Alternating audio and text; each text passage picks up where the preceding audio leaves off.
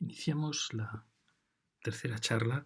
Las dos primeras fueron sobre los ferrocarriles de Levante dentro de este Tratado del Paisaje Español, en el tomo quinto, que trata sobre los ferrocarriles españoles. Ahora vamos a hablar de los ferrocarriles de Andalucía. Lo vamos a repartir también en dos lecciones para que no se haga muy largo. Podríamos preguntarnos por qué hemos hablado de los ferrocarriles de Andalucía y antes de los del Levante y no los primeros, los de Cataluña. Porque efectivamente el primer ferrocarril de España fue el ferrocarril de Mataró de 1848, bueno, realmente de la península, anteriormente había sido el ferrocarril de la isla de Cuba. Pero el ferrocarril de Mataró es un ferrocarril, por así decir, local, mientras que, como vimos, en los ferrocarriles de Levante es un ferrocarril que ya une Madrid con Alicante y luego con Valencia. Da la impresión que son ferrocarriles que nacen con una pretensión a una escala mucho mayor. Por eso tratamos primero de los ferrocarriles del Levante, porque fue el primer gran ferrocarril español, el Madrid-Alicante, en 1858, que une dos grandes capitales de España. Pues bien, ¿por qué hemos puesto, después de los del Levante, los ferrocarriles andaluces? Pues porque os quedaréis asombrados, pero los ferrocarriles andaluces van a ser de los primeros ferrocarriles de España que unen grandes capitales. No solo eso, sino que van a tener un planteamiento de unir todas las grandes ciudades de Andalucía, del Valle del Guadalquivir, las capitales de Andalucía, con planteamientos mucho más ambiciosos que en principio los ferrocarriles de otras regiones de España. Por eso hemos querido situar después de los ferrocarriles del Levante los ferrocarriles andaluces. Fijaros, en este primer dibujo os muestro las fechas en que nacen los ferrocarriles andaluces. Fijaros, en la asombrosa fecha de 1859, es decir, un año después del Madrid-Alicante, en el mismo año en que Valencia se une a la línea de Alicante, se ha acabado ya el ferrocarril Córdoba-Sevilla. Veréis que siempre hay grandes familias detrás de estos ferrocarriles, en este caso eran las Sosí, en otros casos van a ser los Larios, los Heredia, los Loring, los Gándara. Pero fijaros que ya han unido Córdoba y Sevilla en 1859. Es una fecha tempranísima. Podríamos decir es un ferrocarril sencillo, pero bueno, cruza el Guadalquivir, va por una zona llana. Pero fijaros que las dos grandes capitales andaluzas ya están unidas en esta fecha tan temprana, cuando el resto de España aún están en obras, pero no han logrado aún unirse grandes capitales. Pero os quedaréis asombrados si supierais que ya desde la fecha de 1844 se planteó un ferrocarril de Jerez. Jerez, con sus famosos vinos, buscaba el puerto para la exportación, el puerto de Santa María, el puerto de Cádiz, y ya muy tempranamente se plantean ferrocarriles. Fijaros que ya en 1854 tenemos el ferrocarril de Jerez al puerto de Santa María, buscando luego llegar al mar, y en 1856 va a llegar hasta Cádiz. Fijaros que son fechas tempranísimas. Este sería el tercer ferrocarril de la península, después del de Mataró del 48 y el de Aranjuez del 51. Estaría a la par que el ferrocarril de Langreo del 54. Pero podemos considerarlo que efectivamente es el tercer ferrocarril peninsular. Fijaros qué avanzados eran en este territorio de la zona de Jerez, de Sevilla, en el mundo ferroviario español. Fijaros que ya en 1861 se ha logrado unir Sevilla con Cádiz, con lo cual Córdoba, Sevilla y Cádiz están unidos en 1861. Fijaros que es muy pronto, porque bueno, ya en esas fechas van a empezar a llegarse ya al ferrocarril a Lérida, se está acercando a Zaragoza, pero aún no ha llegado a Irún, y que el ferrocarril ya va avanzando, pero aquí ya ha logrado tener unidas tres grandes capitales, Córdoba, Sevilla y Cádiz. A la vez, otros importantes promotores de los Loring de Málaga, ya en fecha muy temprana, en 1855, habían planteado el ferrocarril Málaga-Córdoba. Su intención era llegar también a las minas de Belmez para abastecer al puerto de Málaga en la industria malagueña. Pues bien, en 1865 está acabado el ferrocarril Córdoba-Málaga, que si bien era sencillo en algunos tramos, era muy complicado el cruce de las cordilleras béticas. Fijaros qué asombroso es que ya en esa fecha están unidas cuatro grandes capitales andaluzas.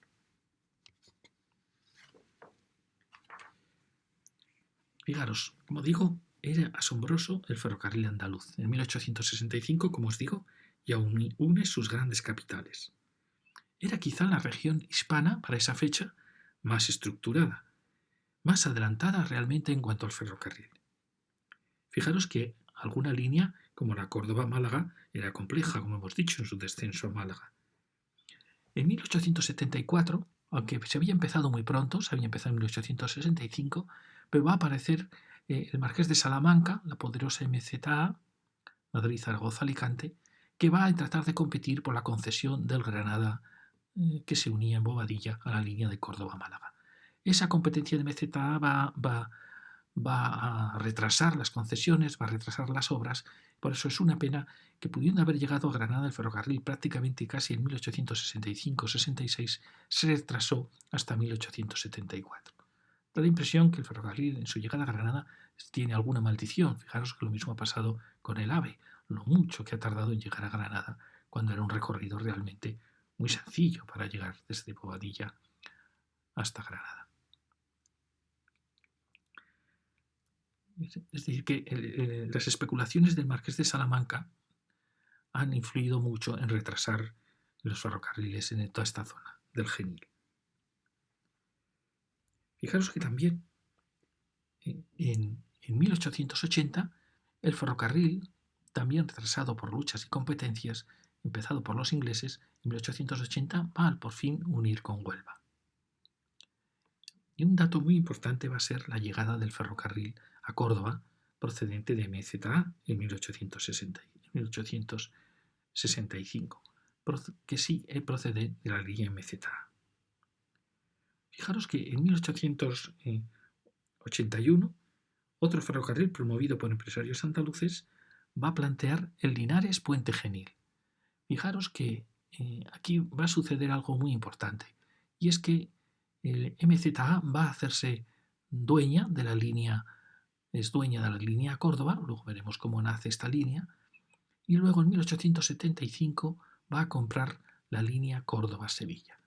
Veremos que esto fue una tragedia para los ferrocarriles andaluces, porque en el corazón de Andalucía una nueva compañía procedente de intereses, que tenía intereses sobre todo en el Mediterráneo y en la capital, va a hacerse cargo de la línea principal del Guadalquivir. Y luego, basándose en esa prepotencia y en esa lucha, va a hacerse con la línea Huelva. También va a comprar y acabar la línea Mérida. Es decir, que en el mundo andaluz toda la línea importantísima a Sevilla va a ser adquirida por MZA. Y entonces los empresarios andaluces, curiosamente, van a crear una línea alternativa, que va a ser una línea al sur del Guadalquivir, dentro del Valle del Guadalquivir, que va a empezó ya muy pronto, empezó desde Utrera a Morón en 1861, hacia el 64, después de Morón fue hacia Marchena, Osuna, luego acabó en La Roda ya en la línea de Málaga. Es decir, que se va a crear una línea alternativa a la línea del Marqués de Salamanca, a la línea principal. Es curiosa esta competencia en Andalucía entre las dos líneas, que al final sirve para unir todas sus grandes capitales, pero también veremos que lastró mucho el resultado económico de las compañías, tener esta competencia entre dos líneas.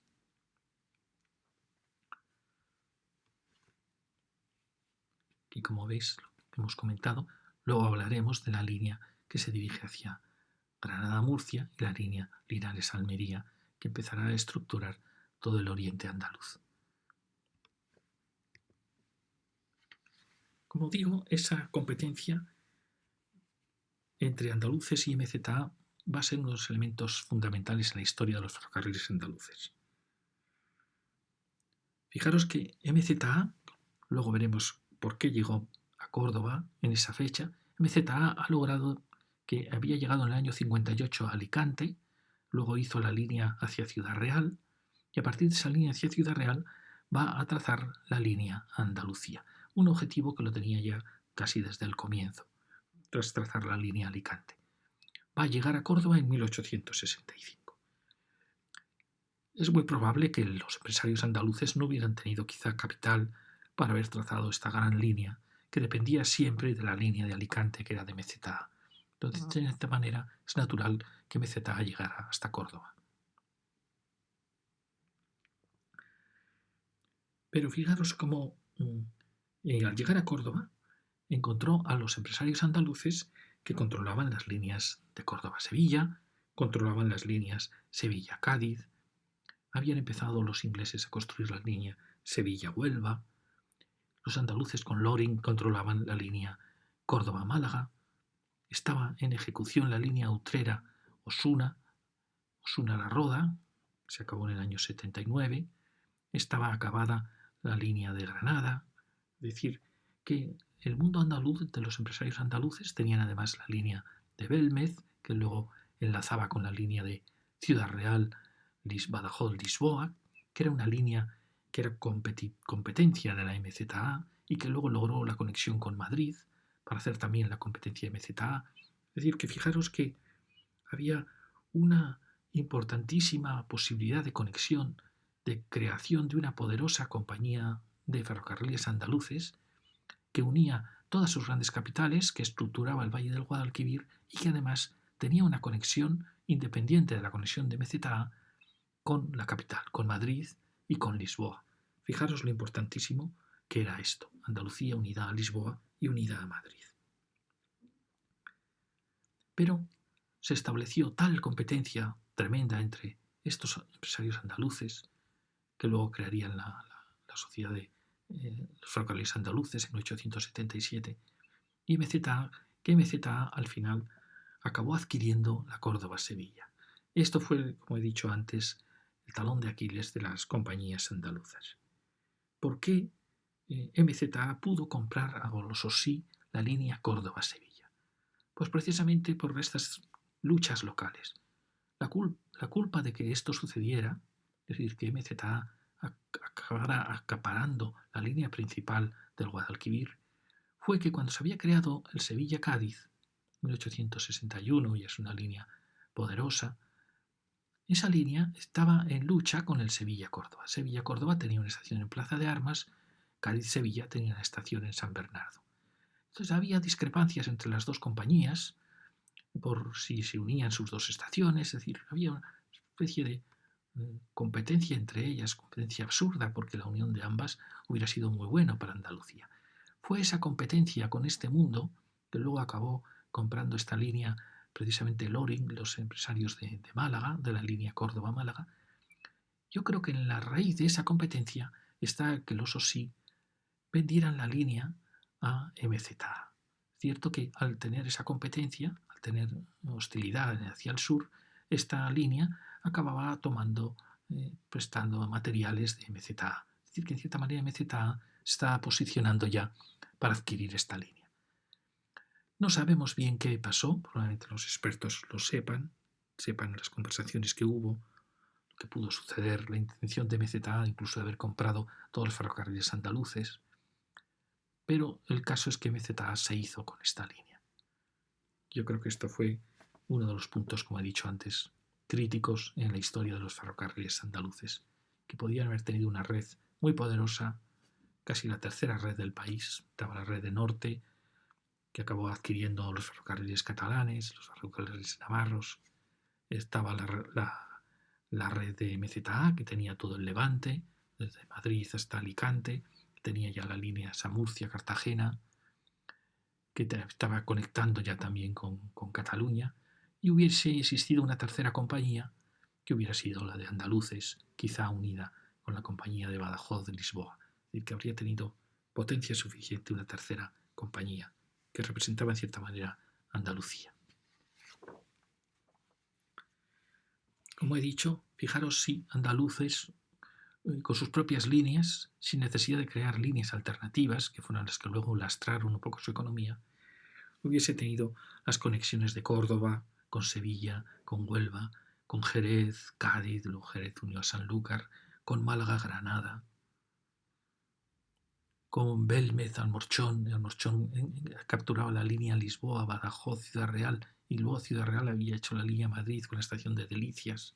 Fijaros que entonces MZA habría sido una compañía complementaria, pero esta habría tenido una potencia suficiente.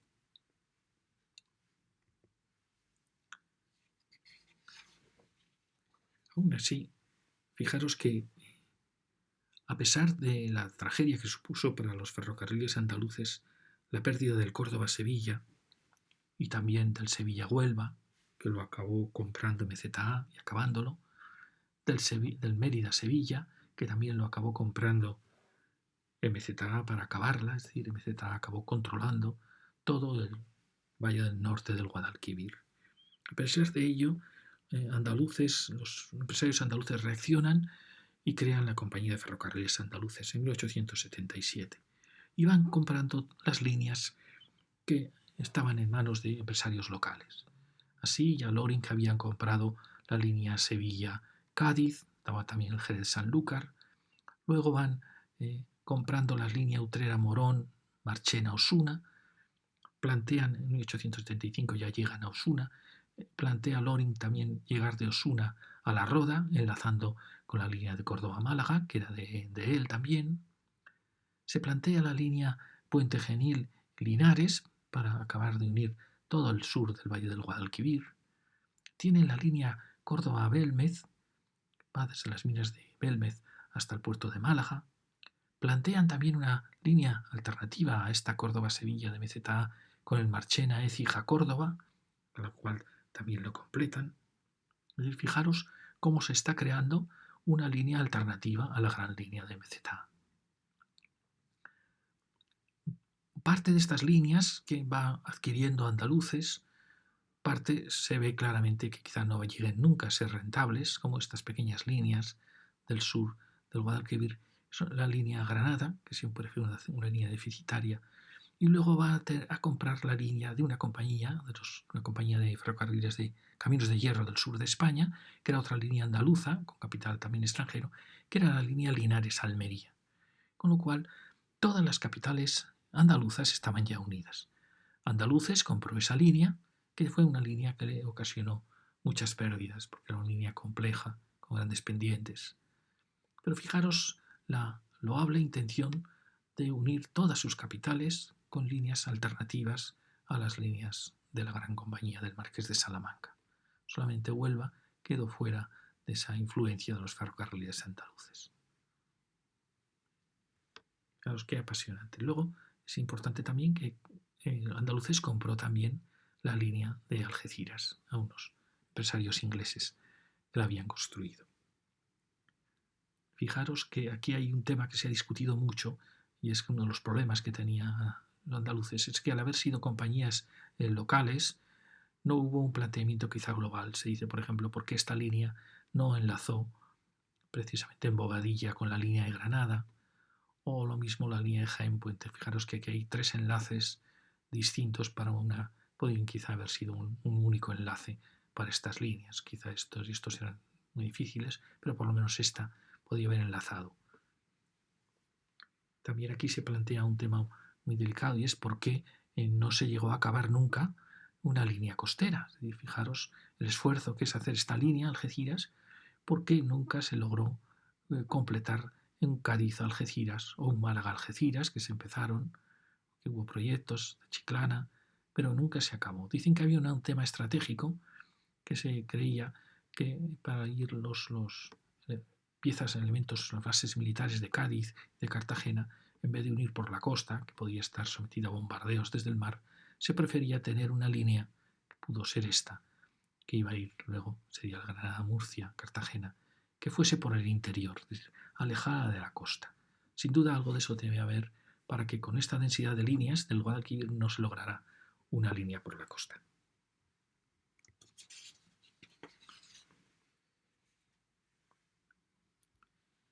Fijaros, aquí os muestro, sin mostrar la gran línea de MZA, las líneas de los andaluces. Fijaros desde Sevilla a Utrera, Utrera a Jerez, Puerto de Santa María, también desde Jerez va a Sanlúcar de Barrameda, el puerto de Bonanza. De Utrera fue a Marchena, fue a Osuna, fue a La Roda. Hubo otro proyecto también ir desde Jerez a Arcos, desde Arcos intentar llegar hasta la línea de Algeciras y luego de Málaga. Tenemos el puente Genil Jaén, tenemos la línea de Granada, luego la Granada Murcia, enlazada con la Linares Almería, y tenemos esta muy interesante que es la línea de Marchena Écija a Córdoba, Y fijaros cómo se está trenzando, y también teníamos una pequeña línea a Carmona, de 15 kilómetros. Fijaros cómo está todo el Valle del Guadalquivir atendido por el ferrocarril. ¿Quién puede decir? En otras regiones de España también hay muchos pequeños ferrocarriles, sí, pero son de vía estrecha. Pero es que estos ferrocarriles eran de vía ancha, eran ferrocarriles de ancho nacional. Perdonadme que me repita, pero me parece muy interesante. Fijaros esta gran densidad de líneas en este mapa de Andalucía, que fijaros que están atendiendo a las ciudades mayores y menores andaluzas. Y como he dicho, extraña mucho que faltase esta conexión que hubiera sido perfecta, la conexión Cádiz-Algeciras, Málaga-Algeciras, quizá con mucho más sentido que esta otra, que es muy dificultosa. Realmente esta hubiera unido con Sevilla, con todo el Valle del Guadalquivir, y hubiera unido después con Málaga, más que esta, que es como es una línea aislada y radial, que sí, efectivamente va muy directa del puerto de Algeciras buscando las grandes líneas nacionales, pero deja sin conexión toda esta costa andaluza. Lo mismo que le pasó con Málaga y Almería.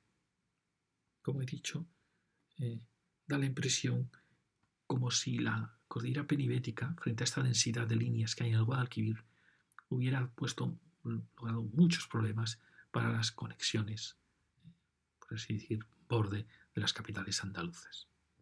Claro, es la gran diferencia que hay en estos anillos y la carencia de un anillo costero.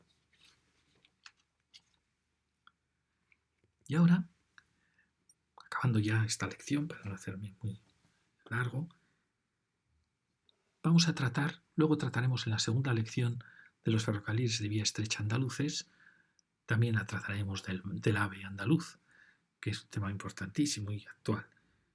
Ahora vamos a hablar de quizá lo más importante que fue la llegada del ferrocarril a Andalucía. Y para eso es ver cómo se cruzó su barrera que le separa de la meseta, que le separa de Extremadura, que es Sierra Morena.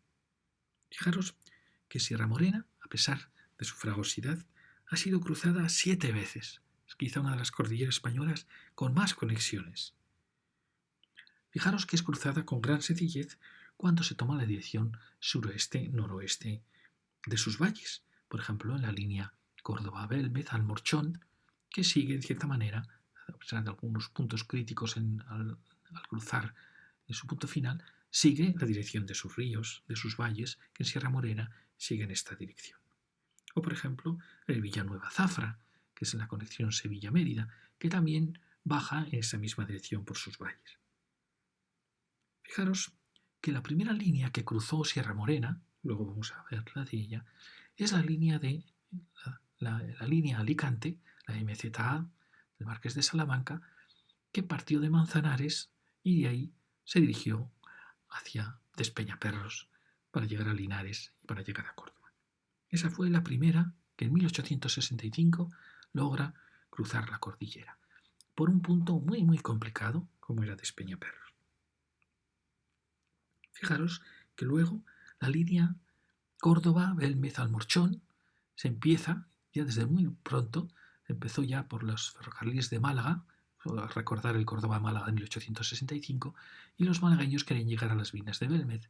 Y luego también esta compañía, que era la compañía de Badajoz, luego Lisboa, Mérida-Almorchón, Puerto Llano, Ciudad Real, también quiso llegar hasta la zona de Belmez y creó una línea. Fijaros que es una línea temprana, en 1868, acabada en 1873. Es la segunda línea que cruza Sierra Morena. Fijaros que la tercera línea va a ser el Sevilla-Mérida. Una de las causas de que Loring tuviera que comprar el Sevilla-Cádiz, que era una línea con muchísimo futuro, la original línea Jerez-Cádiz, fue la mala gestión que tuvo la línea Sevilla-Cádiz. Y en parte tuvo muy mala gestión porque se metieron en la idea de comprar las acciones de la concesión de la línea Mérida-Sevilla, cuando no tenían capacidad para acometerla. Eso y una mala gestión hizo que al final Loring tuviera que comprar el Sevilla-Cádiz y que esta línea estuviera sin acabar y que fuera MZA, la poderosa MZA, la gran enemiga de los ferrocarriles andaluces, a la que adquirió la concesión la línea y acabó la línea Mérida-Sevilla. Es la tercera línea que cruza Sierra Morena. Fijaros que ya es la fecha de 1885, 20 años han pasado para cruzar Sierra Morena desde su primera línea. Luego se va a acabar la línea Huelva-Zafra, empezada por unos promotores ingleses. Esta fue una línea muy complicada de ejecutar, pero que atendía a zonas mineras, atendía a la zona rica de Zafra y atendía al puerto de Huelva. Esta va a ser la cuarta línea que cruza Extremadura. Y después vamos a tener las que nunca se acabaron, pero que eran líneas muy interesantes. Por ejemplo, la línea que venía desde el Pirineo, por Lérida, Utiel, y que acababa en Baeza, que era la línea planteada por el conde de Guadalhorce durante la dictadura de Primo de Rivera. La dictadura de Primo de Rivera trató de crear líneas periféricas, no centrales, es decir, una idea muy buena, mucho tiempo discutida, y ahí se planteó una línea periférica de la península que venía del Pirineo, Lérida, fuera uniendo Teruel, fuera acercándose a la zona de Utiel, las llanuras de Albacete, y bajara por el punto quizá más inteligente para haber bajado, que es por la Sierra de Alcaraz, donde acaba la Sierra Morena y empiezan ya las sierras de Cazorla, y donde acaba Sierra Morena empiezan las sierras béticas. Ahí es una manera muy fácil de llegar al Guadalquivir, pero es una línea planteada ya en 1927, empezada a construir, que nunca se acabó de completar. Otra que también se planteó fue la línea Puerto Llano, Marmolejo, es decir, una línea a Córdoba más directa que la línea de Manzanares y de Espeñaperros, que también se empezó y no se llegó a completar. Como veis, ya 1929. Y la última ha sido la línea del AVE, que ha aprovechado esta línea Ciudad Real-Madrid y luego en parte, muy poco, de la parte de Puerto Llano que se dirigía hacia el sur y que se ha dirigido directamente hacia Córdoba, olvidando todos los pasos de Despeñaperros, por un trazado muy, muy complicado, muy complejo, muy en contra de la topografía, que es la línea, su descenso a Córdoba. Entonces, fijaros que al final tenemos 1, 2, 3, 4, 5, 6, 7 cruces de Sierra Morena. Es algo importantísimo. Esto indica la densidad y la vitalidad de estas grandes capitales en su conexión con Lisboa, con Madrid, con el centro de la península.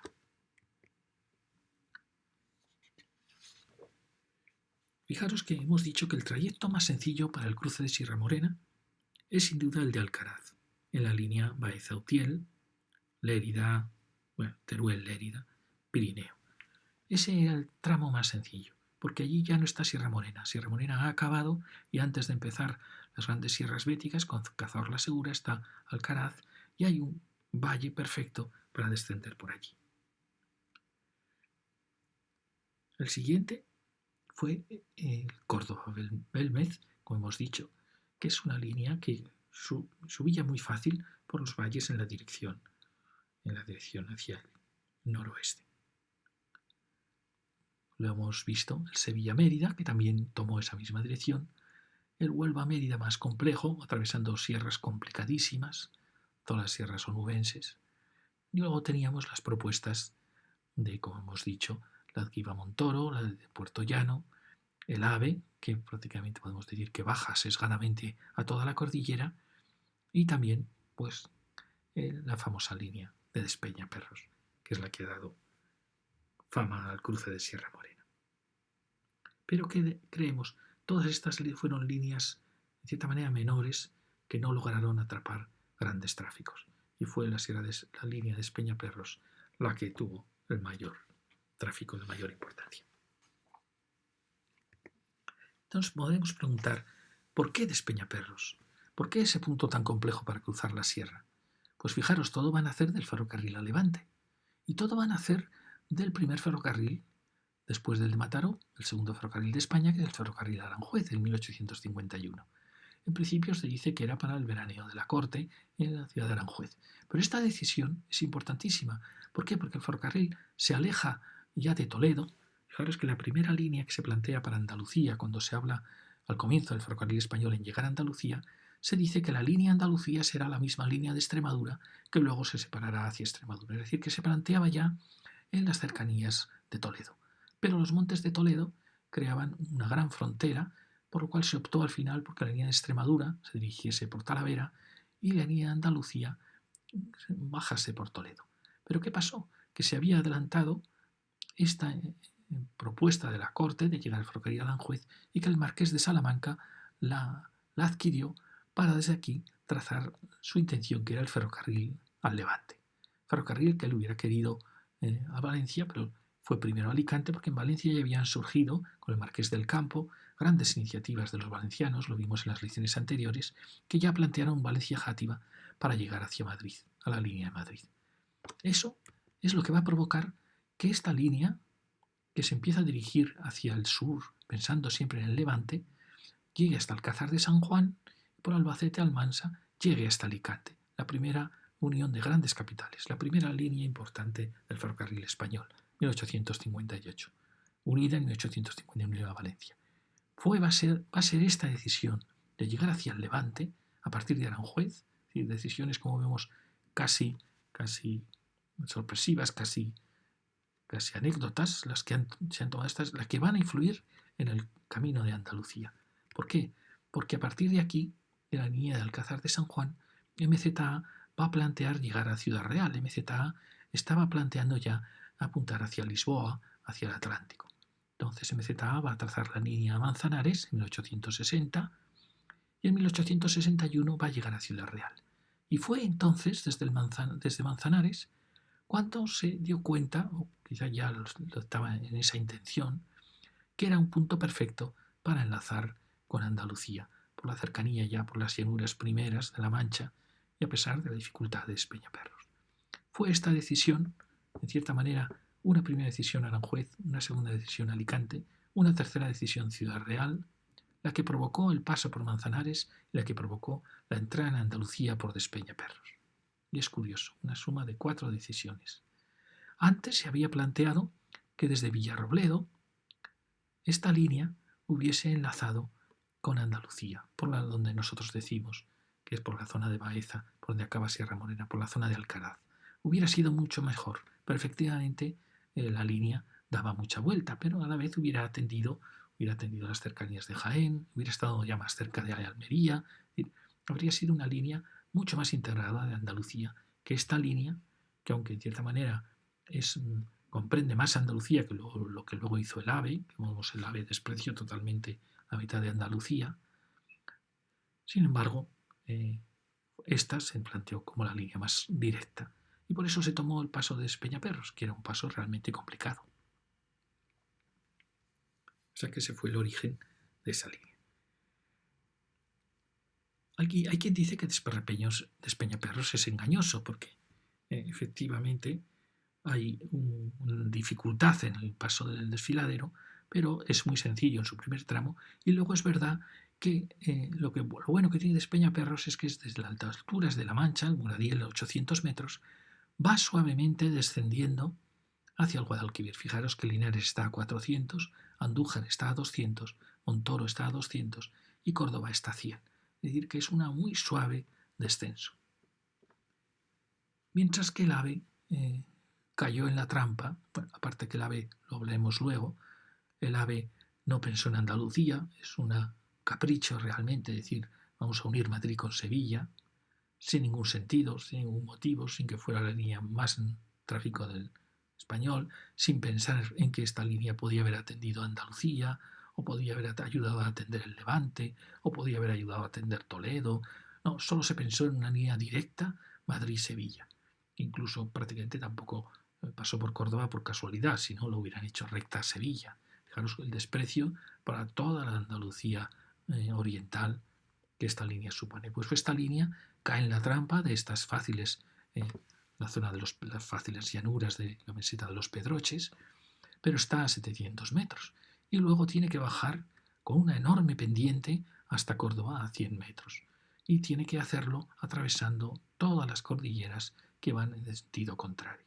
Sabemos que el AVE lo puede hacer a costa de un coste excesivo, a costa de destrozos del paisaje. Eso es algo que no importa a los políticos actuales y efectivamente pues el AVE llegó a Córdoba y a Sevilla.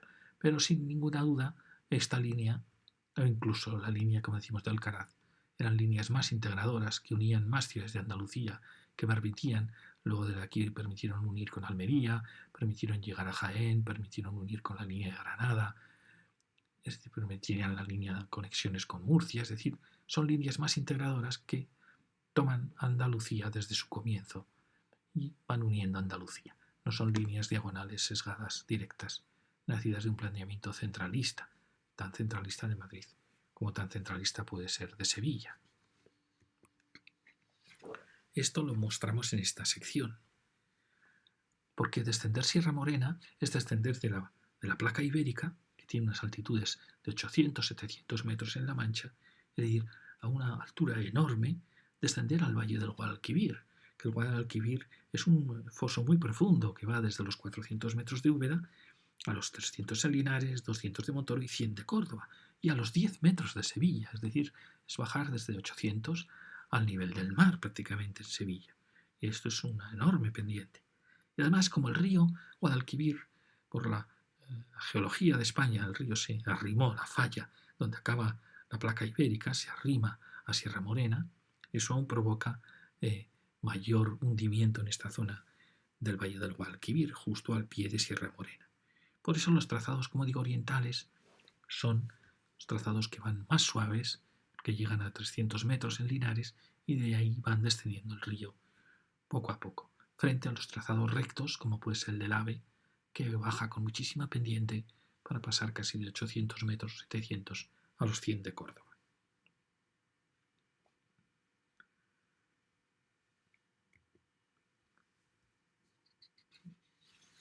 De nuevo, ya acabamos. Fijaros que vuelvo a insistiros, porque esto es muy importante. Hay muchos estudios sobre cuáles fueron los pasos históricos desde los antiguos imperios de Roma, de Cartago, de Tartesos, los pasos de Sierra Morena. Porque, como digo, fijaros, si hubiéramos ido a Alcaraz, de Alcázar, de Villarrobledo, el recorrido es muy suave, muy sencillo, y no solo va abarcando toda la Andalucía oriental, sino que desde aquí se une con Jaén, se une con Granada, se une con Almería, es decir, sería una línea que tendría sus ramales muy directos hacia la Andalucía oriental y luego pues muy fácilmente llega a Córdoba, Sevilla. Es decir que el desvío hubiera evitado el dificilísimo Despeñaperros y fijaros cómo frente a esta decisión que se tomó en parte aprovechando la línea de Alicante, la que hubiera sido más sencilla, que hubiera sido esta, y la que, como digo, una decisión muy directa que olvida toda la Andalucía oriental, que es la del AVE, que olvida también el Levante y que va directamente, prácticamente quiere ir directamente de Madrid a Sevilla. Pasó por Córdoba y realizó este enlace. En cierta manera, esta línea de AVE es un trazado muy radial, lo que se acusa de los trazados radiales desde Madrid. Y cada vez que nos vamos hacia el oeste, si no vamos en la dirección de los valles, cada vez son trazados más complicados, como hemos visto los de Huelva o como hemos visto el AVE, para llegar a Córdoba, Sevilla. Y efectivamente Despeñaperros tiene esa magia del corte de la placa ibérica. Son todos terrenos de la antigua isla ibérica, lo contábamos al hablar de las montañas de España, que descendemos del Guadalquivir a un paisaje nuevo que es Andalucía, descendemos desde la meseta hispana. Entonces es realmente un trazado mágico, un trazado además apoyado por la historia. Fijaros que muy cerca se dio la batalla de las Navas de Tolosa, donde aquel pastor que dicen que era San Isidro avisa a los ejércitos cristianos de qué camino pueden utilizar para descender Sierra Morena y asombrosamente descubrir al ejército árabe, que no se esperaba que los cristianos hubieran atrevido a descender Sierra Morena para entablar combate en las llanuras del Guadalquivir, ¿no? Es decir, que fijaros, ha sido un paso también la batalla de Bailén, donde los ejércitos de Napoleón por primera vez en su historia son derrotados por el ejército español tras descender Sierra Morena. Es decir, sin duda es un lugar mágico, lo demuestra su paisaje, su geografía, su belleza, su historia. Y sin duda el paso de Despeñaperros, que hemos dicho que pudo haber pasos más sencillos, forma parte ya sin duda de esa mezcla de historia, ferrocarril, de paisaje maravillosa de los paisajes españoles. Y muchas gracias.